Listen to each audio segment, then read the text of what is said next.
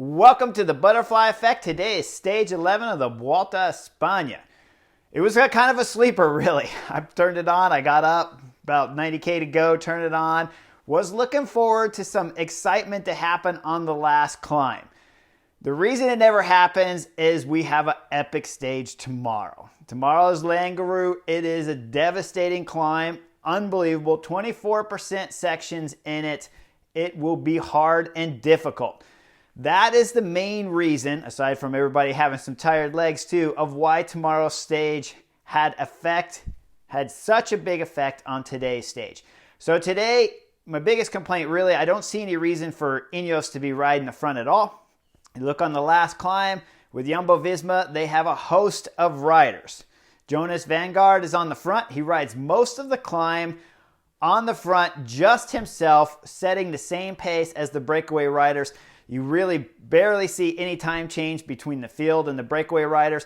So you know the other guys behind in the field with the favorites aren't going exactly hard if they're not really putting time into the breakaway riders that have been out there all day long. Okay, Marc Soler did an amazing bridge to cover a 2-minute gap and get up to his teammate Nelson Olivier, who then starts driving it on the front. Now I want to take you to the crash that happened at 72K. Not really a crash, more exit of the road. Two riders exit. One's Nelson from Movistar. The other rider, Nicolas Egg from Trek Segafredo. The reason why Nicolas crashes there or exits the road onto the grass, luckily for him he didn't crash it looked like, is because he's overlapped on the wheels here. So you'll see Guillaume Martin, the Cofidis rider, he's having problems making that turn. Trek Segafredo rider cannot get inside, okay? When the wheels are lined up like this and the rider in front is moving to the outside, he's going to take his wheel all the way off the road, and that rider in back, the Trek Segafredo rider, has no choice but to follow the rider in front because he made the mistake of overlapping the wheels. If they were set up like this, when the rider goes off, the Trek Segafredo rider could easily make the inside of the turn, assuming he's at that speed where he's capable of doing it, which it looked like he had his bike under control. It looked like it was more Guillaume Martin that had his bike out of control, and that forced the Trek Segafredo rider, Nicolas, to exit the road into the street, into the grass in the field. Luckily, they had a long runway of grass there in order to pull it out for both the Movistar rider and the Trek Segafredo. So keep it in mind, when you're dropping down a descent, whoever is on the inside controls your line, okay? So if you really want to be safe, you need to be lined up here. Now we're talking about pro races at the Vuelta a España. No one needs to really not necessarily worry about being in the exact position because most of these guys can handle their bikes. But of course, on a stage like today, we saw where it happened. So when you're doing the Gran Fondo rides and you're dropping down a descent and the rider in front of you, you're not familiar with, you don't know how well he handles his bike. The most important thing you can do is have your back wheel lined up or be on the inside. That saves you. If the rider in front crashes and he goes down, you have the inside lane just to pull in and make that right turn on, if it happens to be a right turn anyways, where you can easily make that without any problems. He'll crash, his bike will slide, of course, to the outside of the road. You'll be able to make the turn. If you're outside of that rider and he crashes, his body and his bike are going to be sliding the whole time while you're trying to get around, and that's why Nicolas Egg had to exit the road and try to save it in the dirt. Luckily, he did. But keep that in mind. That is a big, big thing when you're riding Gran Fondo rides, you're doing the weekend ride, and you don't know that rider. You got to leave yourself that ability to go inside on whichever turn. So if you're going left, you're on the left on the inside. If you're going right like today, you're on the right of the rider in front of you. That will always leave you an exit. Now let's talk about the last climb. All right, here's my problem with Ineos helping to ride. Jumbo-Visma have a whole host of riders to do the last climb. Jonas Vanguard's there, Robert Gessing's there, George Bennett's there, Sepp Kuss is there, and of course their leader, Primoz Roglic, is there. When you see those kind of numbers, the favorites from behind automatically know there's nothing they can do early in the climb, there's nothing they can do in the middle of the climb, and there's nothing they can do near the top when you have that kind of power left in the team. If one of the favorites tried to jump, all that would happen, George Bennett, Gessing would take over from Jonas. They'd set the pace hard, and they would bring you back, and it'd be wasted energy. Then if some other favorites start attacking, you're going to go out the back, and you're screwed. So that was my big problem about Ineos riding today. They're just leaving more fresh guys for Jumbo-Visma on the last climb. Now, also on the last climb, we saw where Carapaz was isolated. His last rider, the only one that's been riding really good for him in the mountains, Amador, drops off at a dangerous moment. If something happens, chain skips, gets a flat tire or something like that, he has zero help. Another reason why you don't ride any of your teammates on a stage like today, especially when your team's not incredibly strong and comparable to the Jumbo-Visma guys. Big mistakes. Didn't change a whole lot on the outcome today, but it made it where it was a boring stage to the finish, and the guys just set in tempo all the way to finish. They're scared of tomorrow's stage. Now let's talk about the stage winner, David Gaudu. All right, France's de Jour rider. He does a great job of actually being able to go pedal for pedal with Marc Soler. That's the problem what Marc Soler has when you got to close a 2-minute gap. You're going to use a lot of energy. So Marc Soler really has two big efforts. He has the effort on the climb that he bridged the gap to the break. And now, of course, he has the effort of splitting the breakaway riders up on the last climb. That's where David Gaudu gets an advantage. He didn't have to do 2 climbs all out. He only had to do 1. He has a good sprint at the finish, wins the stage. Hats off. That was really, really good riding. We've seen him in last year's Tour de France up there with the best in the world. And now we're seeing him again here at the Vuelta. On his podium, when he's interviewed on his podium, he talks about the future will have more wins to come.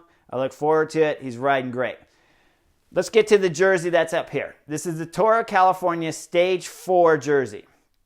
I talked about yesterday about if you're not the best in the race, you have to be honest, you have to tell your team, and you got to adjust the tactics accordingly. Now, this stage comes on Stage 4, and we have Levi Leipheimer in the group and myself as the 2 leaders of the Radio Shack team. Before I left for the Tour of California, while I was at the Tour of the Basque Country, Johan Bernil told me, we have to win Tour of California. There's no exception. You got to win. We don't have the Radio Shack locked up for a sponsor for the following years. You or Levi have to win. At that point in time, I was normally scheduled to do the classics, so I was going to do Amstel Gold, Flèche Wallonne, and Liège-Bastogne-Liège, and then head over to do the Tour of California and ride for Levi.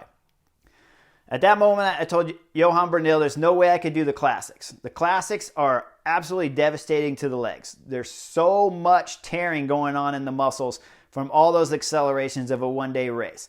A stage race is smoother. There's a little bit of speed, aggressive speed taking off of all the attacks when you're at a stage race because everybody's a little more fatigued. When you show up at a one-day race, every acceleration out of the corners, every acceleration on the climbs is devastating to the legs and hard to recover. You end up with more micro tears in the muscles and in your tendons and stuff like that. It's very difficult to do the Basque Country, go to the classics, 3 of the biggest, hardest classics in the world, and then show up at Tour of California.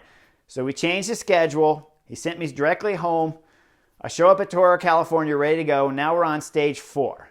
And Stage 4 was a great stage. We were finishing up a super steep Sierra climb there in San Jose. As we started the climb, it's myself, Levi Leipheimer, and of course, Matthew Boucher on the front. And I'm directing Matthew Boucher. He's doing an amazing job. He starts the climb. As you go up the climb, it's super steep. You make a left. When we make the left, the wind's coming right to left. Boucher, I tell right when we start the climb, I say, I want you to go up the first part hard. When we make the left, I want you to save a little bit of energy so you can do 200 meters, 300 meters, all out as hard as you can. So we make the left. As soon as we make the left, I yell at him to start sprinting. He just drills it and sprints it. And it's down to me and Levi Leipheimer, and we're both teammates. This is fantastic. I take over the front. I start riding. Levi's in the draft spot. But, of course, we have Ryder Hegedal from Garmin up the road because he had jumped earlier on the stage as we went over the Hamilton climb. Now, when we catch Ryder, there is no option but to attack. You have to get rid of the guy if you want to win the Tour of California. As soon as we catch Ryder Hegedal, I punch it, take off, and end up finishing with a minute and 20 lead, something like that. It was a great day. But it was important to point out the difference between what I discussed yesterday, where I wasn't the best rider and I had to tell the team. This was a day where I knew I was the best rider. And as soon as we started the stage, I had to go up to the director during the stage while we're on the bikes. I changed the plan. The director drives up next to the team. He says, this is not the plan. I looked at Alain Galopin, who's a friend of mine. He's basically my French parent. He's a fabulous guy. I looked at him in the face and I said, we got a new plan. We're going to this. He knows me well. I've spent time living at his house, hanging out with his young kids. He looks at me, gives me a nod, rolls up the window and drops back in the car, and we switch to the next plan. It was a great day, but when you switch plans from your director, you have to be perfect and you better win. Otherwise, it's going to be a problem when you get back to the car. This stage worked out great. I won the stage, ended up winning the Tour of California. It was a great jersey. I keep this thing close to the heart. And so it was a fabulous moment and one I always remember. Tomorrow is the Angliru. Keep it in mind. One of the hardest climbs I've ever done.